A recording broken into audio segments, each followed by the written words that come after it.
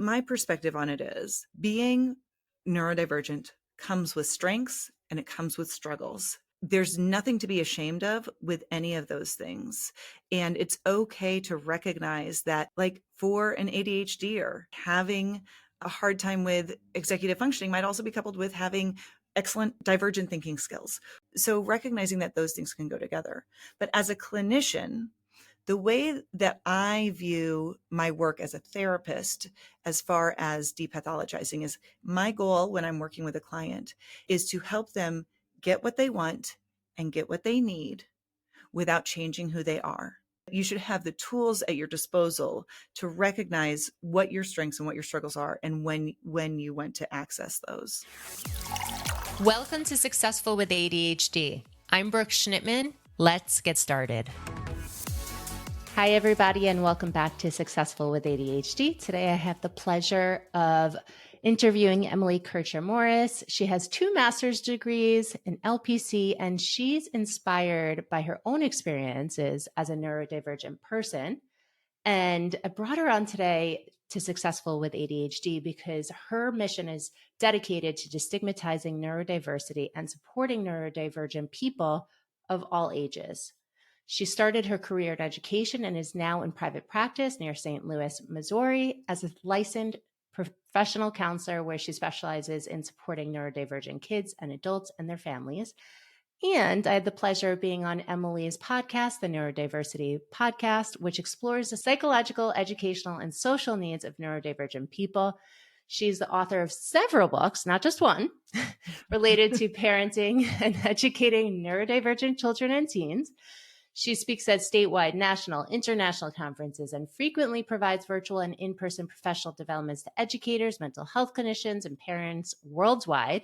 And many of her presentations and workshops can also be found at the Neurodiversity University online learning platform. Emily and I met at the International ADHD Conference when she actually was talking about this very topic. And today we are going to get into the topic that not enough people are talking about, which is twice exceptional children and adults, also known as 2E.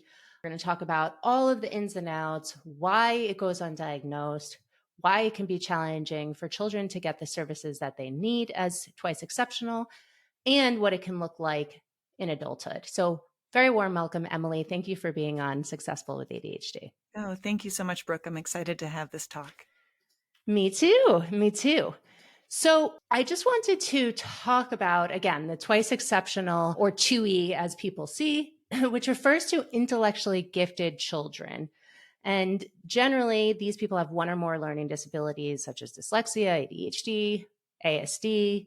And it's hard to tell if someone is twice exceptional as a child because they are often labeled as gifted and do well academically in school. So, Emily, when did you learn you were twice exceptional? Well, first of all, the term twice exceptional really hasn't been around all that long. So you mentioned that I have 2 master's degrees. So my first master's is in education with certification in gifted education.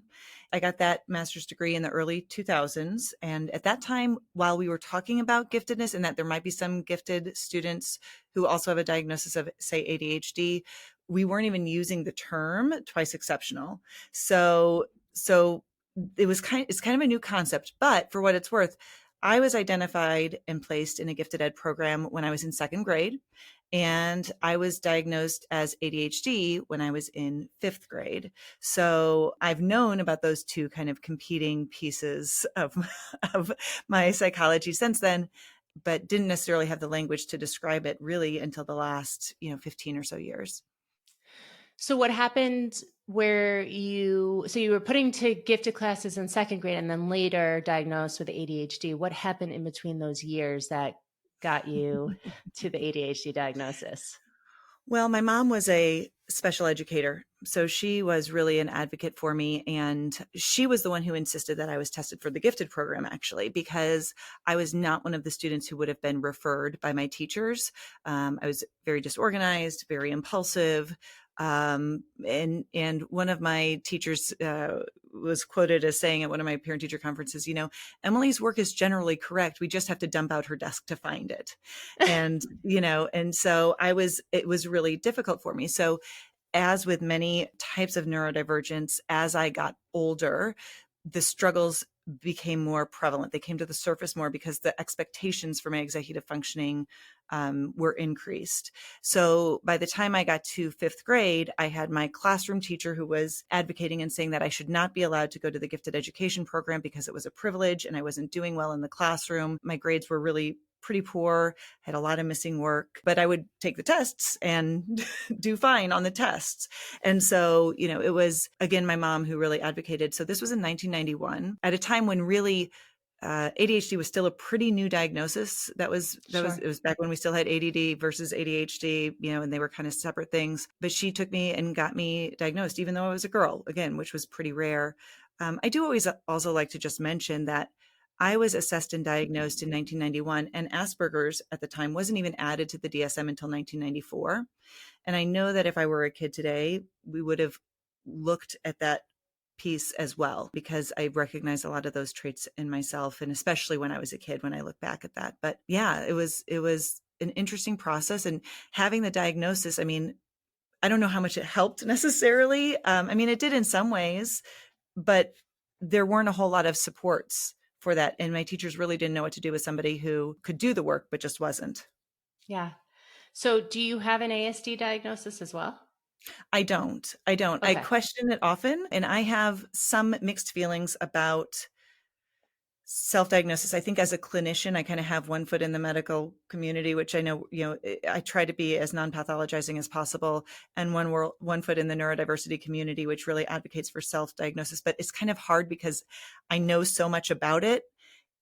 I don't know. And so I suspect that, like I said, I know I have a lot of those traits. They may be subdiagnostic. I don't know if it would meet diagnostic threshold if I were assessed, but I question it daily. I definitely want to go into what you just said a little bit more, if you don't mind. But first, I want to go back to when you were saying that you had a mom who advocated for you. She was in special education, which is amazing. We all need advocates, mentors, and you were performing well on your tests. You just couldn't find your papers. And I can't tell you, even today, how often that happens with gifted students and them either not getting the advancement that they need or not getting the support in those advanced classes. So what have you noticed in your work, since you are working as a clinician and you're part of the neurodivergent community yourself, with students in the classroom today who are labeled as twice exceptional? So here's a shift that happened in gifted education programs. Because gifted education programs historically have been not very diverse as far as cultural and linguistic diversity, there has been a push within the last decade, maybe even a little bit longer, to really make sure that we are catching students who come from different backgrounds, right, that are not part of the majority culture. Because typically when we would rely on teacher referrals, the students who were identified were the students who were compliant, who followed middle-class norms and were, highly verbal. And so in this process, we've moved to what's called universal screening, where best practice really is for schools to, at certain grade levels, usually at least 1 or 2 in the elementary level, where they test every student and try to screen every student for placement in the gifted education process. So with that happening, what also ended up happening is we ended up finding a lot of these twice exceptional kids who weren't previously being diagnosed. And so right now, education in general is having a really interesting time trying to figure out how to support these kids. And I work with schools across the country, and it's very different in every single building or district that you go to. Yes. And I will say, I've had teachers, especially teachers who've been in the profession for a longer time, and, they might be in the gifted education program or they're teaching, and they will look at me and they will say, I don't understand. The kids that we're getting today are just different. They're not, it's like, and I'm having a really hard time with their behaviors or executive functioning. I'm like, you're right.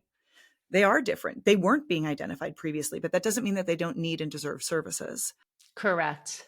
And so that's kind of where it is now, but there's still a long way to go just as far as understanding. I find that people who work in gifted education tend to have a greater knowledge of it, but even general education or especially special education teachers often are unfamiliar, sometimes even with the entire concept, let alone how to support those students. Yeah, you're absolutely right. I'm seeing it in my own stepson, who is definitely twice exceptional. He's gifted, he has ADHD, and he is being uh, not supported. Granted, he's in a private school, so they don't have to. Mm-hmm. There's the distinction. But I'm curious on what's going to happen to him if he goes to a public school, because he is in honors programs, but he's not getting accommodations. He's not getting special education services. And I used to be a co-teacher, and I worked with a general education teacher in 6th grade. And we worked hand in hand with people in our class who were gifted and who were not gifted, and people who were twice exceptional. And I don't understand. And I hopefully, because I've been out of public education for 6 years at this point, but hopefully what you're seeing is that there are more special education teachers who are pushing into those accelerated classes and to those gifted classes for the twice exceptional, and so they could have that opportunity to be met with their potential. What I find as far as services that are available is that a lot of twice exceptional students really have difficulty qualifying for services under IDEA. And partially that's because their academics aren't necessarily suffering. It's much easier for them to access accommodations through a Section 504 plan. But Mm-hmm. I have yet to find a school that has a special education teacher who pushes into the advanced level courses. The student might have like resources, like they might, like even if they do have an IEP, they might be able to access special education, like a resource teacher or something like that. And I understand from a logistical standpoint, when you're doing a co-taught class, you typically have a small cluster or group of students who have similar needs. And Mm-hmm. I can understand that a lot of schools probably have a hard time justifying Mm-hmm. putting a co-taught teacher in a class for a single student, because you're not probably going to have a whole lot of students who have IEPs in those co-taught classes. Nonetheless, what I find is a bigger barrier more than anything is that usually what those kids need are accommodations, extended time, audiobooks, those types of things. And teachers in those honors and advanced placement courses, frequently their suggestion to those students is to take a lower level class. Yep. It's so But that's sad. not an accommodation. That's a denial of Correct. access. And Correct. And that's putting them down in the more restrictive environment, which right. makes no sense because they're not given the opportunity that Mm-hmm. other children without services are given. Like you Right. said, the denial of access. Well, and I think also it's important to realize with 2E kids that just because a student can take an honors or an AP course doesn't mean that they have to or that they should. I think it really, but for example, though, like I know a lot of twice exceptional kids who are gifted autistic, and a couple of them have this passion for history, right? But they also have Mm-hmm. pretty Mm-hmm. slow processing speed. And Sure. so they want to take those advanced placement classes, but they do need some accommodations. But cognitively, they know that material. They're passionate about that material. They should absolutely be given the opportunity to take those courses. But it really is a shift in mindset that is required for the educators to kind of wrap their heads around, like, how is this course that's supposed to be very rigorous? How do I accommodate without making it less rigorous? Because I think there's value to that. And I think that that's just a situation that they haven't been faced with as much to really develop those skills. Yeah. And what I've noticed too is the longer you wait as someone going into an accelerated or honors class, the harder it is to bridge the gap. So Mm. if you have that ability to go in, right, like start when you can.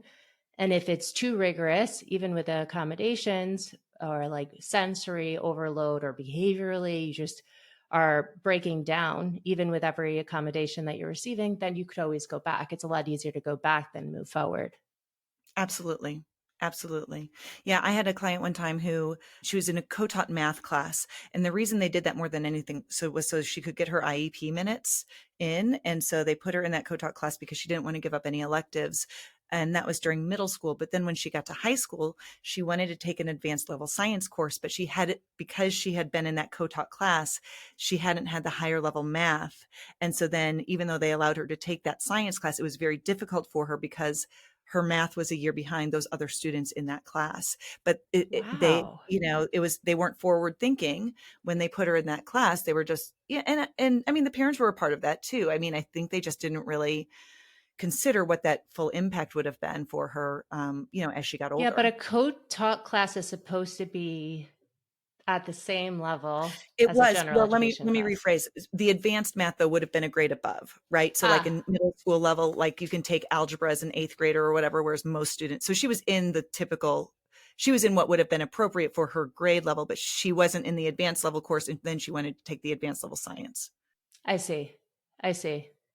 So besides the academic piece of either not being given access, not receiving appropriate accommodations because technically they're not seeing an impact in education, even though if you look a little bit deeper, there probably is an impact in education because they aren't performing to their potential, right? What else do you notice about twice exceptional students in schools? Yeah. One of the big pieces is that it's very frustrating for those students to have this discrepancy between their ability and what their performance is. So whatever setting they're in, they know that they get the content, but then when their work doesn't measure up, it kind of can definitely lead to this imposter syndrome, right? Where I know I can do this stuff sometimes. Why can't I do it all the time? Why is it so inconsistent? It also frequently gets explained away. So, there is a lot of stigma surrounding neurodivergent diagnoses like ADHD and autism. And giftedness is not so much. It's like, oh, no, they're gifted. That's, wonderful. Like society values that in a different way. And so frequently, because some of those signs can mimic each other for those twice exceptional kids, often one will get missed. So if they're identified as gifted, it's often much harder to get that diagnosis of that, second exceptionality. Or if they are identified with that diagnosis, again, it's then sometimes they don't get referred or placed in those other classes. For example, you can also have twice exceptional individuals who are bright and dyslexic. And that is Mm-hmm. really hard because what you'll find is that these kids have extensive vocabularies and lots of background knowledge. And when you speak to them, they have all of these words. And then when they go to read and write, it's it's much more basic because there are so many barriers to them being able to sound out the words or whatever might be happening there. And so it's just really hard for them to figure out always where they fit Sure. and who they are as a student. Sure. Having that reading learning disability and, having that discrepancy, maybe reading on a lower grade level fluently and Mm-hmm. comprehension wise, if you're reading the text, can be extremely challenging, especially when you have your standardized tests and you're not given those accommodations. You don't have audiobooks while you're following along. Mm-hmm. And yeah, I can imagine that it's frustrating for the child, it's frustrating for the teacher, it's frustrating for the parent to put a comprehensive plan and put all the pieces together. So, because Mm-hmm. every child is unique, just because you have a 2E label doesn't mean that it's a one size fits all solution. Well, it's kind of like saying somebody's neurodivergent, right? Like it's such a broad label. It can mean a million different things. And even if you boil it down and say, oh, well, this is a gifted, ADHD, or, well, again, one that can look very different from one student to the next. Yeah, yeah. Wow. So, tell me about what happens or what you've noticed in people who have not been identified as twice exceptional as an adult. But they are. I Mm. should add that piece. So you will sometimes see memes going around. People will share things about being a burnt out gifted kid, right? Like a gifted, someone who's identified as gifted when they were young and now they're an adult and they're basically a failure. And not, I mean, it's a meme. It's, Sure. exaggerated. But my personal theory about that is that those are probably all twice exceptional people who never were identified when they were young and never had any supports, but were able to get by. They kind of flew under the radar and did well enough. They did well enough on the test, or they got through, or they used anxiety as a coping skill to like overcompensate for areas that were difficult for them. And then they get to adulthood and it's it's hard and it kind of falls apart. And for what it's worth, even students who don't have a lot of supports in school, explicit supports, school is a very structured setting. There are a lot of built-in supports there that you maybe don't have in adulthood. Sure. And so then again, that imposter syndrome, that feeling ineffective, you have burnout that is can be a factor. And so there can be a lot of those pieces that really impact adulthood. I see out there a lot that people with memes and on social media now are identifying as having an autism burnout. Mm-hmm. So I know that not everyone with, who identifies as having autism is also gifted. Hang on, I'll interrupt you for 1 second on that. Okay. Research does show that of individuals who are identified as autistic, they're 1.5 times more likely than the general public to also have intelligence in the superior range. And Amazing. so there is a higher proportion of autistic people who are gifted compared to the general population. Anyway, continue. I just find that fascinating. No, I appreciate you sharing that. So that's really good information to know, especially since you brought that up. And I'm not going to get too far into it, but love is on the spectrum.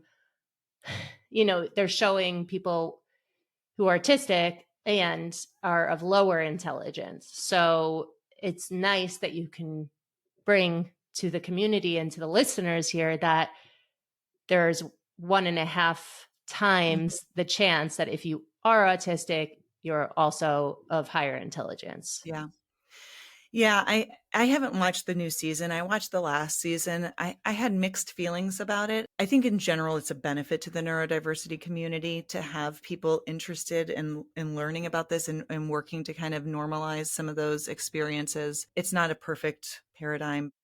But when we're talking about autism specifically, and this term is really not used very much anymore, but some people still refer to high functioning autism. Mm-hmm. What we would say now is low support needs or level 1. But what you have to realize is like, basically what that means, high functioning autism, quote unquote, is not the same as twice exceptional gifted autistic. What that means specifically is that somebody who is verbal, who probably would have qualified for a diagnosis of Asperger's back when that was the case. They didn't necessarily have a language delay, but intelligence wise on an IQ test, you're maybe looking at maybe some in the average range or above. So like 90 or above. So there's a big range there of what that might be considered. The other thing too is, for what it's worth, is you might have somebody who is gifted autistic who has very, very a hard time with social connections and that type of a communication. So what you see on the surface isn't necessarily always what you might get in other situations. Yeah, I'm glad you brought up that social piece too. Can you talk a little bit more about that for adults who are autistic? One aspect of being autistic is differences in social communication and connections. There are some autistic individuals who don't personally have a lot of value on social relationships. They're happy to just be on their own, and that's fine. I think sometimes, especially for younger autistic people, their parents kind of push them to be more social, even though that's not necessarily a drive that they themselves experience. Sure. But also you have people who are autistic who are very social and really want those relationships, but just maybe have a harder time kind of figuring out how to build those connections and find people that they really connect with. I have found that many of those social skills, again, using a medical term, quote unquote, deficits, not my favorite word, but those difficulties actually melt away when autistic individuals find people who share similar passions as them. So when they can talk about Pokemon or computer coding or movies or whatever it is, it makes it much easier to develop those authentic relationships and connections. And so I find that for autistic adults, that is a good way for them to fulfill whatever that social need is that they feel. Yeah, there's so much more I have to say about autism. And I also want to get into the topic, and I know it's highly controversial, but I'm going to go there. So, pathologizing versus Mm-hmm. looking at the individual and meeting them where they are. Again, as a clinician, it's odd to kind of see both sides of this. Do I wish that we lived in a world where we didn't need labels and people could just have accommodations that would meet whatever those needs are? Absolutely. But we are not there yet. And so I recognize it is important for people to have accurate labels or diagnoses. And I think sometimes we have to address the fact that you cannot completely depathologize something, but then also talk about it as a disability, which sometimes people in the neurodiversity community want to do. They want to say, this shouldn't be pathologized. It should be normalized. It's my way of being, but also it's a disability. And when you get into that, you start talking about like the social model of disability and recognizing that it's the environment that is not accommodating that then makes something a disability. But I kind of have a difficult piece there. My perspective on it is being neurodivergent comes with strengths and it comes with struggles. And there's nothing to be ashamed of with any of those things. And it's okay to recognize that, like for an ADHDer, like having a hard time with executive functioning might also be coupled with having excellent divergent thinking skills, right? And so, and you can't, like, if you took away some of the executive functioning difficulties, you probably wouldn't have that divergent thinking.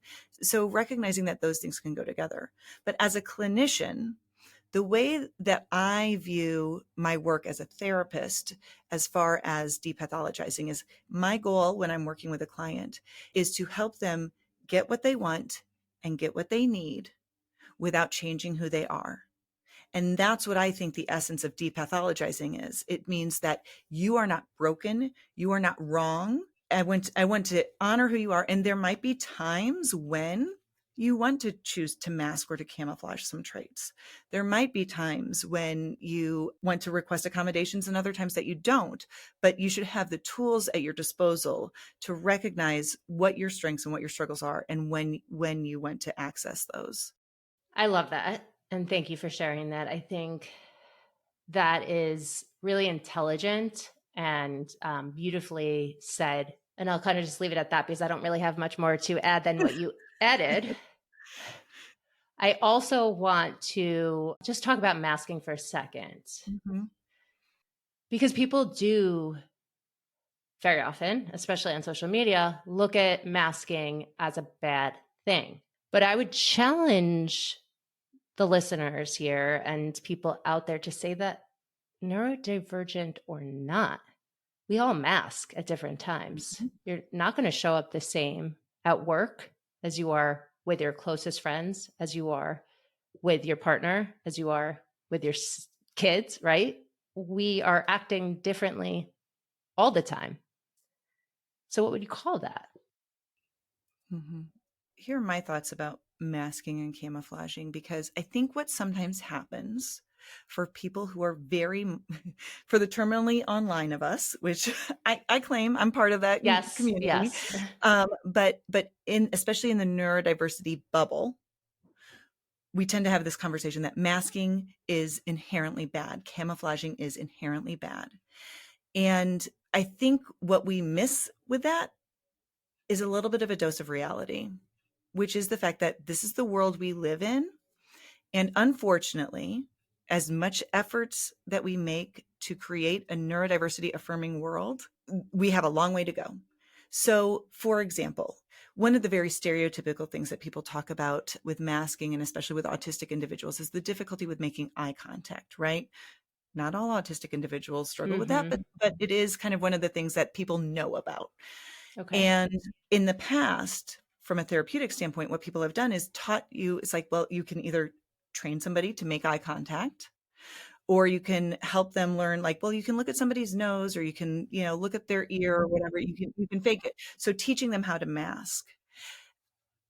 My perspective on it is that it should never be the expectation that somebody should do that, but they might want to have that tool at their disposal for when they go to a job interview or something, where it's like they can mask if they want to, or they could self-advocate and say, I actually can listen and focus on what you're saying much better when I'm looking at the ground. So just please know that I am paying attention, right? I think when we bring it back to the school setting, so often we teach kids to mask because it makes them look like they're focused based on neuronormative standards. But I don't know if you've noticed this, Brooke, but I'm sitting here and I'm swinging back and forth in my chair, as I Mm-hmm, mm-hmm. always do. It's one of my little stims. I've got my little fidget ring here, right? Sure. But these are things that are useful for me to help me focus. And I just explain it if I need to. But at the same time, though, I know that there are times when even those little things can be distracting to other folks. And so I try to be Mm-hmm. aware of that. But when if I were a student, though, in a classroom, and I didn't have some of these little abilities to move and to fidget and to, have some of that movement, I promise you I'd be more focused on the fact that I couldn't do that than on whatever it is that you wanted me to be focusing on. Sure. So then can you define what masking actually is? Sure. So technically, this is where you see some of my autistic traits coming out. I like to be very specific and exact Please with the wording. do. So technically in the literature, camouflaging is actually the umbrella term. So camouflaging refers to a variety of behaviors that somebody might engage with in order to blend in. So within that, you kind of have subcategories. So the subcategories kind of can be masking, which is suppressing one's traits. So holding back my authentic traits, whatever those are, in order to not draw attention to myself or to look more similar to others around me, or mimicking, which is the addition of behaviors that aren't natural to me. And so then I'm imitating, either maybe verbally or behaviorally, what others are doing in order to gain acceptance or to blend in. And so those are really kind of the things that you might see. So ADHDers a lot of times will mask as far as really trying to curb how they communicate, especially like if they tend to talk without without the pauses, and or they interrupt, or again, some of the fidgeting, those types of things. Autistic individuals have a lot of those pieces as well. But just to kind of try to build that connection with community, which is important. So do you think that anyone can truly unmask or uncamouflage their entire day, their entire life in all situations? Well, it would depend on what their life looks like. That's a hard question to answer because I think it's so unique to individuals. So, for example, a lot of neurodivergent people either have their special interests or their hyperfixations. And what I have found is that I have a job that lets me talk about my special interest all the time, right? So that does allow me to be much more authentic in what I'm doing. I don't have to mask and try to fit into other conversations because it is more natural and automatic for me to talk about the things that I have that high interest with. So it kind of depends on what the environment is.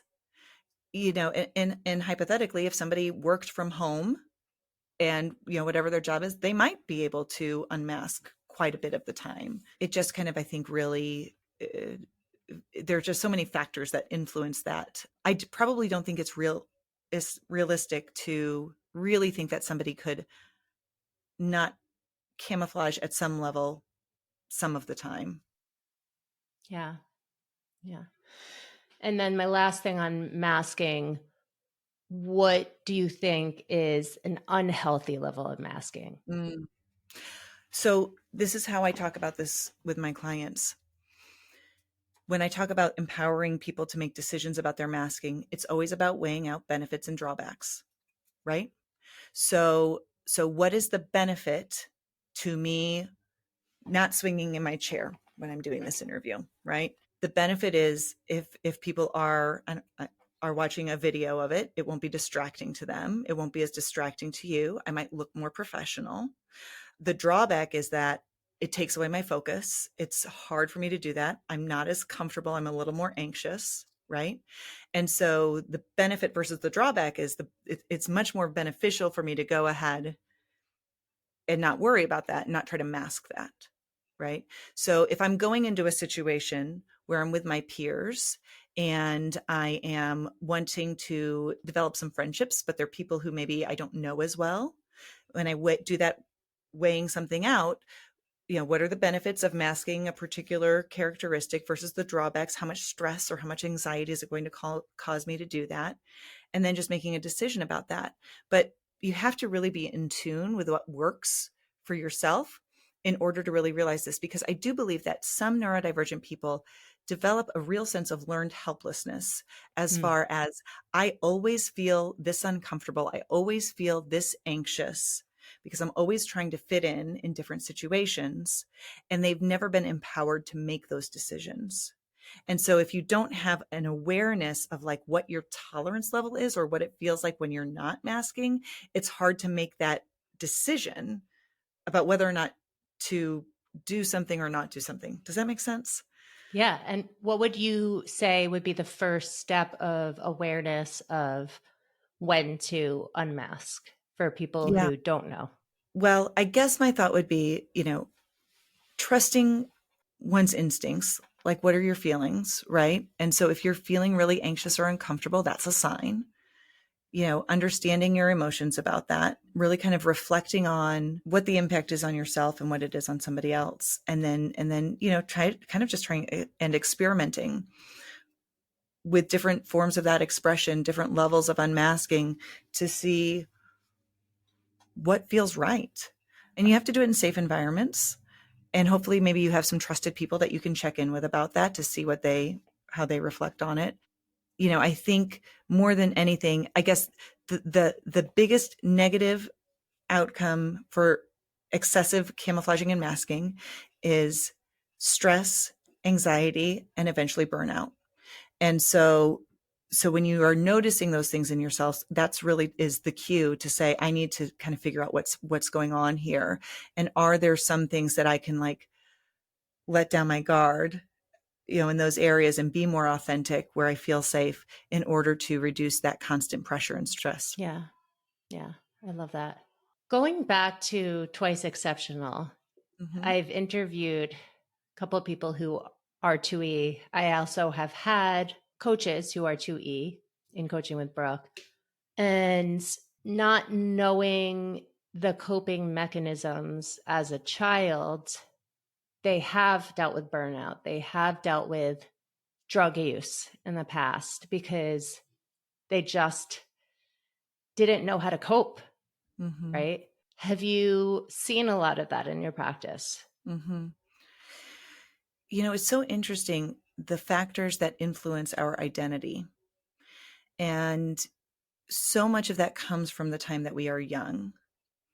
So if you are a student who is twice exceptional, who isn't provided any supports as you grow up, what are the messages that you're learning about yourself?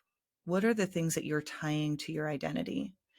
Am I somebody who is a perfectionist and has to get all A's because I had some negative feedback, and now I like overcompensate again with that perfectionism? Am I somebody who just doesn't try things and I procrastinate because that's easier and I have a hard time motivating myself? And maybe I just attribute that, well, I'm lazy. That's part of my identity. That's how I see myself. And I think that undoing that, recognizing the prolonged exposure to stress, which ultimately can lead to trauma in an educational environment growing up, like it just is really difficult to unwind all of that and to put it all into perspective in order to then figure out like what are the actual healthy coping skills that I can use. Yeah. And it changes too over time because your situation changes. For Mm-hmm. instance, growing up, I had undiagnosed ADHD and I was bullied my entire life from fourth grade on till I realized I had ADHD and got coached. And once I started coaching, I was able to set boundaries, right? I was able to feel a lot more like I had this intrinsic self-esteem. Mm-hmm. But as my life evolves, I'm a parent, I have two neurodivergent kids, I have a toddler. So everything changes, right? There's a lot more interactions and stress, good and bad stress, right? Mm-hmm. That can bring you back. And Mm-hmm. those negative memories get encoded. So just because you feel like you have worked through a lot of this, I guess what I'm trying to say is don't feel ashamed if you ever have to Right. go back Mm-hmm. and do the hard work, because that those negative memories are so much stronger than the positive ones. Well, and I think also, especially as parents raising neurodivergent kids, first of all, there are so many parents who don't even realize that they're neurodivergent until their child gets diagnosed. Sure. But also the counter transference that we experience with our kids as they go through school and having to try to advocate for them, but it brings up all of those feelings from our own past experiences in school as well. And we have to kind of really be aware of that, to recognize how our experiences are influencing our decisions about our kids today, because that's maybe not the best place to get information, based on our own past emotions. I mean, we just have to be observant Yeah. of where those things are coming from, which does require, some self-awareness, and therapy, coaching, all of those things. Those are helpful Those in are trying very to do that. helpful. Yeah, because it's hard to Yes. do that on your own. Absolutely. Absolutely. I see that so much. And I'm going to stop talking about myself in just a second, but the boys have a mom, because I'm their stepmom, who has a very different past experience than I do. And we all have different thoughts, including my husband, on their education, right? And then we all have to look at ourselves as adults and ask each other, because it's not an easy decision. Where is the best fit for them educationally? Where is the best fit for them when they come home? Like, how much time and energy should be spent on homework? How much time and energy should be spent on interests? All of these things. And then you look back and you think about it, right? Mm. And how much of that, like you said, is influenced based on how you were brought up and your Mhm. experiences as a child. Yeah. I mean, and you can never eliminate that, but awareness is key, just to be able to Absolutely. kind of like reflect on it. Yeah. Absolutely. So, wrapping up, if someone thinks that they might be twice exceptional, student, parent, or they are, and they're going through school or work and personal life, what would be your number one tip for them in Mm. just getting to that next level in their Mhm. life? Your number one success tip for them? Recognize that whatever your strengths might be, you can use them to your advantage to leverage those areas of difficulty. And finding a way to be aware of those and to accept them is going to be really key. You don't want to get rid of the difficulties, because that's probably not realistic. You want to figure out how you can work with or through them, and having a lot of self-compassion along that process. I love it. Emily, this was a really intelligent and insightful conversation. And I know that a lot of people are going to be impacted by this, whether they're twice exceptional, autistic, have ADHD, or not. Mm-hmm. And if they want to reach out to you, where would be the best way for them to contact you? Yeah. I mean, first of all, they can always listen to the podcast if they just want to hear more. And if they are interested really in getting in touch, the best way would be at our website, which is neurodiversitypodcast.com. And we have a contact page there. Or I'm on all the social media platforms. And so if you search Neurodiversity Podcast, you'll find the podcast, or you can search Emily Kircher-Morris and find my personal pages. Wonderful. Well, thank you for being on Successful with ADHD. It was a pleasure talking again, and I'm glad that we were able to connect on a different level. Absolutely. Thanks so much for having me. Thanks for listening to this episode of Successful with ADHD. I hope it helped you on your journey. And if you need any additional support for you or a loved one with ADHD, feel free to reach out to us at coachingwithbrooke.com and all social media platforms at Coaching with Brooke. And remember, it's Brooke with an E. Thanks again for listening. See you next time.